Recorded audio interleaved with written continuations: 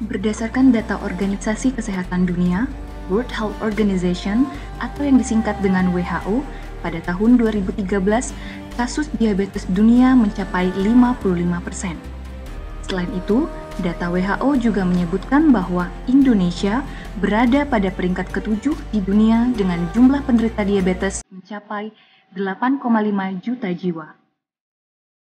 Jumlah ini akan diperkirakan mengalami peningkatan pada tahun 2030, sehingga jumlah penderita diabetes di Indonesia mencapai 22 juta jiwa. Diabetes mellitus merupakan penyakit gula atau yang lebih dikenal dengan penyakit kencing manis. Menurut WHO, diabetes adalah penyakit kronis terjadi ketika pankreas tidak menghasilkan insulin yang cukup, atau pada saat tubuh tidak dapat secara efektif menggunakan insulin yang dihasilkan. Berikut ini merupakan gambar ilustrasi cara kerja insulin terhadap glukosa di dalam tubuh. Terlihat bahwa insulin sangat berperan di dalam pengaturan jumlah glukosa.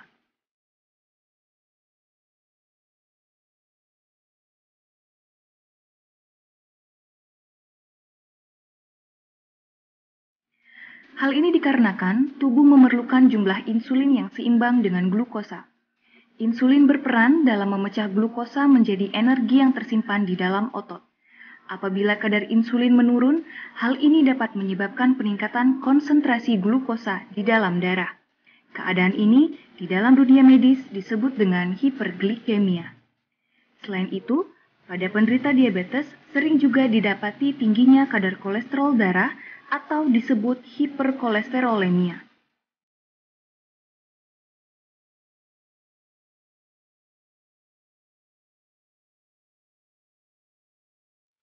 Di hutan tropis Indonesia terdapat 30.000 spesies tumbuhan. Dari jumlah tersebut, sekitar 9.600 spesies diketahui berkhasiat obat.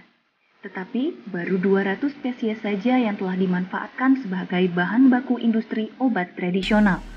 Salah satu spesies tumbuhan yang mulai terpublikasi sebagai obat herbal adalah kelor. Daun kelor memiliki senyawa flavonoid dalam bentuk terpenoid. Senyawa ini sangat efektif dan lebih aman dalam menurunkan kadar gula darah dibandingkan dengan penggunaan obat kencing manis yang biasa diresepkan oleh dokter.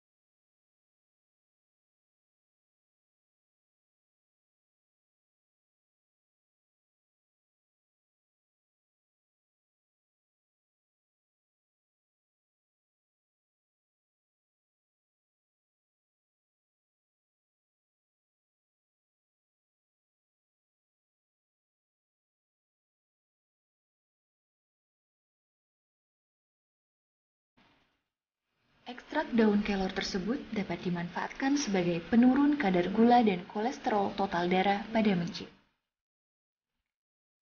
Untuk mendapatkan manfaat ini, proses yang dilakukan adalah membuat larutan ekstrak daun kelor.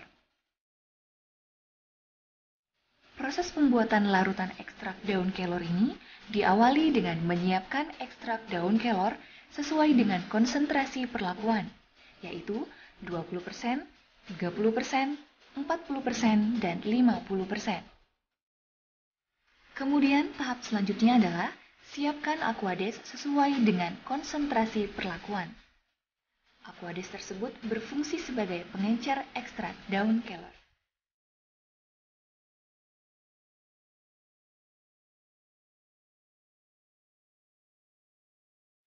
Setelah kedua bahan ini disiapkan, proses selanjutnya adalah campurkan ekstrak daun kelor dan Aquades yang telah disiapkan sebelumnya.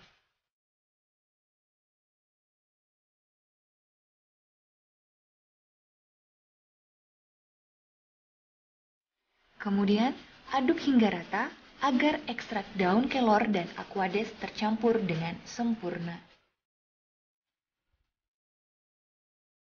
Setelah itu, beri kertas label pada gelas kimia sesuai dengan konsentrasi perlakuan.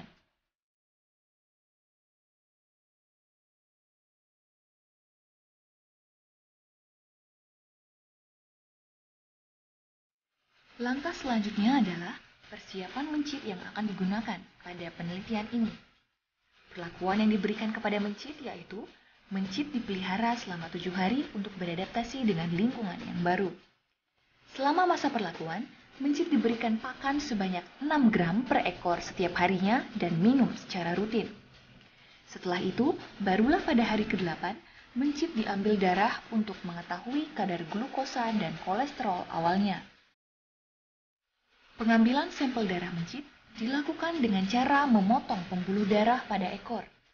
Pemotongan dilakukan dengan jarak 1,5 cm dari ujung ekornya. Tekan ujung ekor hingga darah keluar. Darah kemudian. Selanjutnya, mencit dikondisikan hiperglikemik, yaitu berada pada kondisi dengan kadar glukosa tinggi, dan hiperkolesterol, yaitu berada dalam kondisi kadar kolesterol tinggi. Untuk mendapatkan kondisi ini, mencit diinduksi dengan aloksan 70 mg per kilogram berat badan melalui perut bagian kiri. Kondisi ini dipelihara selama 7 hari. Kemudian, setelah hari ke-15, mencit diambil kadar glukosa dan kolesterol melalui sampel darahnya kembali sesuai dengan langkah pengambilan sampel darah mencit sebelumnya.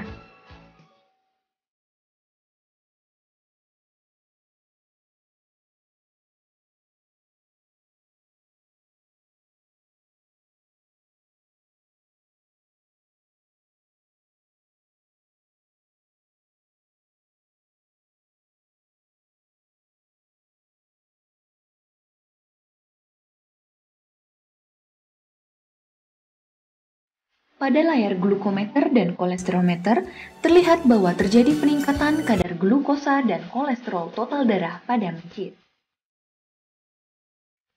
Berikutnya, mencit diberi perlakuan dengan memberi ekstrak daun kelor sesuai dosis yang telah ditentukan dan obat antidiabetes sebagai pembanding. Perlakuan ini dilaksanakan selama 14 hari.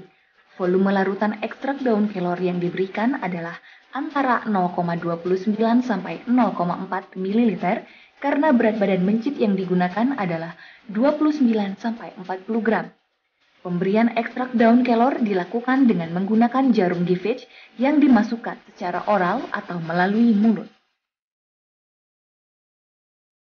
Selanjutnya, setelah hari ke-30, setiap mencit diambil sampel darah untuk mengetahui kadar glukosa dan kolesterol akhir darah pada mencit.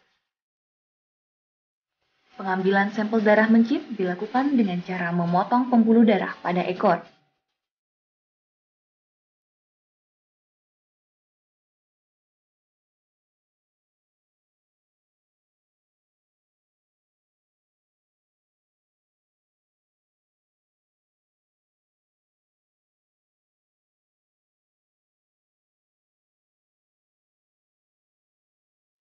Setelah diberi ekstrak daun kelor, pada layar glukometer dan kolesterolmeter terlihat bahwa terjadi penurunan kadar glukosa dan kolesterol total darah pada mencit.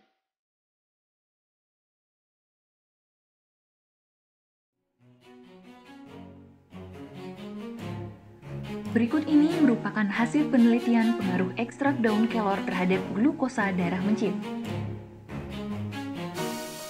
Berdasarkan diagram hasil penelitian tersebut, dapat disimpulkan bahwa setelah perlakuan dengan pemberian ekstrak daun kelor dan obat pembanding glibenclamide, ternyata rata kadar glukosa darah mencit pada perlakuan P0, P1, P2, P3, P4, dan P5 memiliki hasil yang berbeda. Perlakuan P2 memiliki rata jumlah kadar glukosa yang lebih tinggi dibandingkan dengan ketiga perlakuan lainnya. Sedangkan rata kadar glukosa terendah terlihat pada perlakuan P5 ekstrak daun kelor dengan dosis 50%.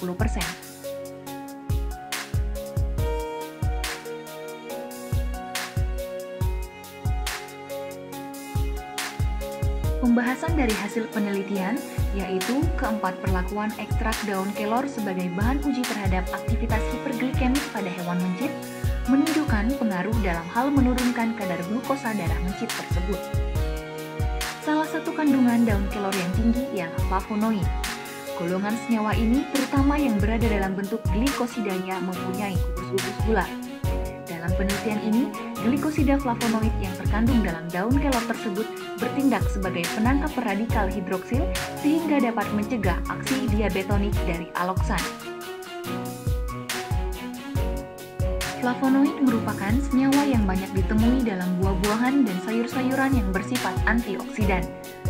Aktivitas antioksidatif oleh flavonoid menghalangi radikal bebas, tidak merusak sel beta Langerhans pankreas. Daun kelor yang diketahui memiliki antioksidan dapat dijadikan sebagai agen antioksidan yang melindungi sel dari radikal bebas serta mempunyai efek hipoglikemik. Berdasarkan hasil penelitian, pengaruh ekstrak daun kelor terhadap penurunan kadar kolesterol total darah mencit dapat disimpulkan bahwa setelah perlakuan dengan pemberian ekstrak daun kelor dan obat pembanding glibenclamide, ternyata rata kadar kolesterol total darah mencit pada perlakuan P0, P1, P2, P3, P4, dan P5 memiliki hasil yang berbeda. Hal ini menunjukkan bahwa ekstrak daun kelor yang diberikan pada mencit memiliki kemampuan untuk menurunkan kadar kolesterol total darah mencit lebih baik dibandingkan dengan obat penurun kolesterol glibenclamide. Mekanisme penurunan kadar kolesterol total darah mencit diawali dengan senyawa antioksidan bekerja dengan menghambat HMG koenzim A reduktase dan meningkatkan aktivitas lesitin kolesterol asil transferase atau disingkat dengan LCAT. Sedangkan LCAT merupakan enzim yang dapat mengkonversi kolesterol bebas menjadi ester kolesterol yang lebih hidrofobik, sehingga ester kolesterol dapat berikatan dengan partikel lipoprotein untuk membentuk HDL baru. Oleh karena itu, kadar kolesterol total darah dapat menurun. Senyawa antikolesterol lain yang terkandung dalam daun kelor adalah beta-sitosterol. Sitosterol adalah senyawa sterol yang secara kimia mirip kolesterol dan berasal dari kolesterol nabati. Mekanisme kerja sitosterol yaitu memperkecil absorpsi kolesterol dari saluran pencernaan. Selain itu, sitosterol juga memperkecil esterifikasi kolesterol dalam epitel. Dengan cara ini, sitosterol mengurangi kadar kolesterol dalam darah. Selain sitosterol, vitamin C dan vitamin E juga berperan dalam menurunkan kadar kolesterol total darah. Mekanisme vitamin tersebut dalam metabolisme kolesterol dilakukan dengan cara meningkatkan laju kolesterol yang dibuang dalam bentuk asam empedu, meningkatkan kadar HDL yang menggantikan LDL dalam darah. Selain itu, dilakukan dengan cara menurunkan pengabsorpsian kembali asam empedu dan mengkonversikannya menjadi kolesterol. Penelitian klinis menunjukkan bahwa vitamin C menurunkan kolesterol pada orang yang mempunyai kadar kolesterol tinggi, tetapi tidak pada orang yang berkadar kolesterol normal. Penurunan kadar kolesterol total juga dikarenakan adanya kandungan metionin dan triptofan. Cara kerja dari kandungan metionin ini dengan meningkatkan produksi lesitin di lever dan mengurangi lemak di lever. Triptofan bekerja sama dengan lisin untuk mengurangi kadar kolesterol sehingga mampu mengurangi resiko kejang pembuluh arteri dan jantung.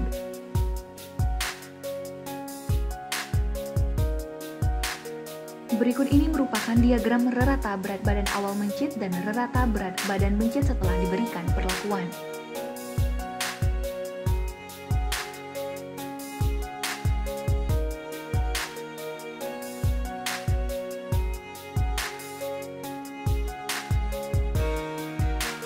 Berat badan mencit sejak awal hingga akhir perlakuan mengalami peningkatan dan penurunan yang bervariasi. Peningkatan berat badan diduga karena mencit mengalami kehilangan kalori yang cukup pada keadaan diabetik. Hal ini menyebabkan mencit mengalami gejala kelaparan dan meningkatkan asupan makanan.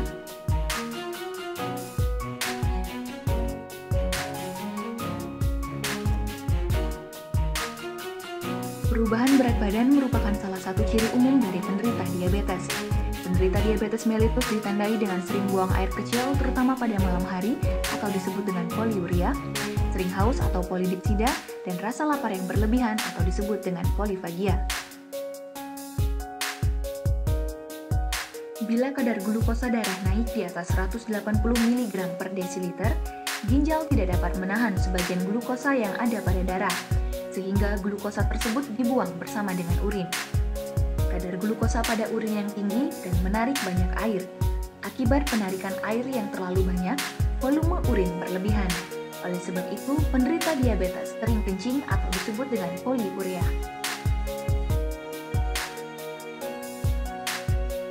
Keadaan tersebut akan mengganggu neraca air di dalam tubuh, yang akhirnya dimanifestasikan oleh rasa haus yang terus-menerus atau yang disebut dengan polidipsida.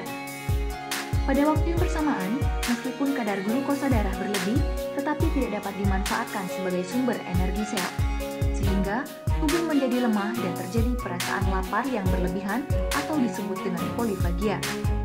Untuk memenuhi kebutuhan energi, tubuh harus memecah lemak atau protein. Akibatnya akan terjadi penurunan berat badan.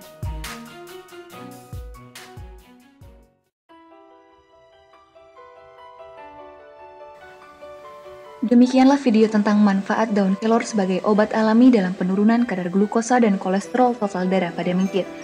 Semoga dengan melihat video ini akan menjadi rujukan dalam pemanfaatan daun kelor sebagai obat alami bagi penurunan kadar glukosa dan kolesterol total darah pada manusia. Selain itu juga, kita makin termotivasi untuk mengembangkan dan memanfaatkan tumbuh-tumbuhan yang berada di lingkungan sekitar sebagai bahan baku obat untuk mengatasi berbagai macam penyakit yang mewabah dewasa ini.